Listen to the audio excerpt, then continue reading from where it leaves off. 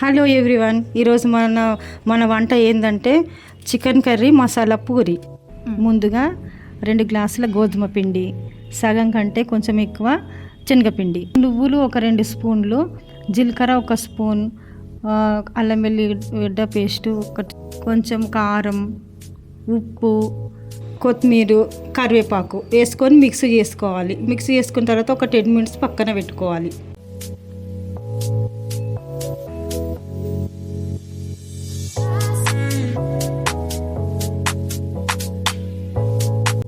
పిండి తడిపి పక్కన పెట్టుకోవాలి. ఆ తర్వాత 1 కేజీ చికెన్, 2 టీ స్పూన్లు అల్లం వెల్లుల్లి పేస్ట్, 1 స్పూన్ పసుపు, 3 స్పూన్ల కారము,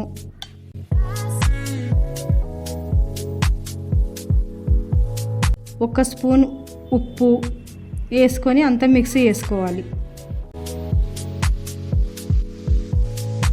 ఆ తర్వాత నిమ్మకాయ, సగం చెక్క నిమ్మకాయ, 1 గంటెడు నూనె వేసుకొని మిక్సీ చేసుకోవాలి. ఇంకా మంచిగా మిక్సీ చేసి పెట్టుకోవాలి. తర్వాత కొంచెం పెరుగు వేసుకొని మిక్సీ చేసుకోవాలి.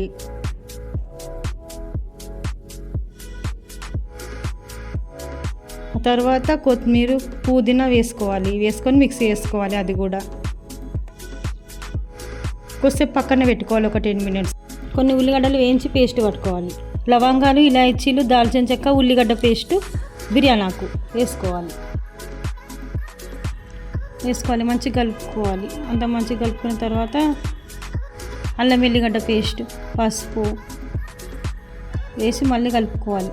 మంచిగా కలుపుకున్న తర్వాత చికెన్ వేసుకొని మళ్ళీ కలుపుకోవాలి.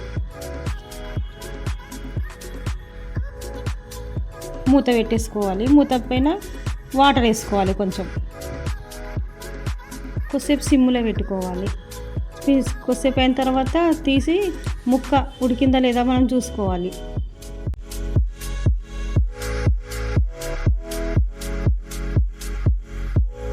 ముక్క ఉడికిన తర్వాత ధనియాల పొడి, గరం మసాలా పొడి వేసుకోవాలి.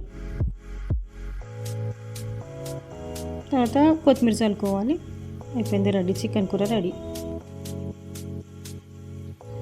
చికెన్ కూర అయిపోయింది కదా, ఇప్పుడు పూరి చేసుకుందాము. అప్పుడు 20 మినిట్స్ పక్కన పెట్టుకున్నాం కదా, పిండి మంచిగా నానిపోయింది.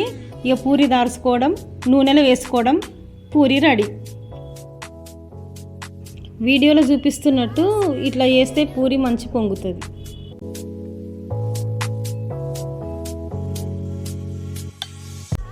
చాలా టేస్టీగా ఉండే masala puri chicken curry ready.